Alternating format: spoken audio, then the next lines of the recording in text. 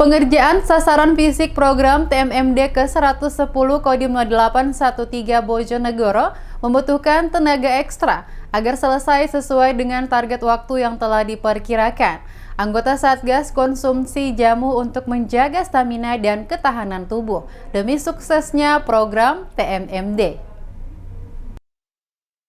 Mengingat target pelaksanaan program TMMD ke-110 Kodim 0813 Bojonegoro, berbagai pengerjaan sasaran fisik dan non-fisik terus dilakukan oleh anggota Satgas di lokasi TMMD. Untuk menjaga stamina dan ketahanan tubuh selama pengerjaan sasaran fisik, anggota Satgas konsumsi jamu tradisional yang dijual oleh pedagang keliling di lingkungan setempat. Seperti yang dilakukan Sersan II Rizky Akbar Pamungkas, anggota Satgas TMMD ke-110 Kodim 0813 Bojonegoro untuk menjaga staminanya setelah seharian bekerja.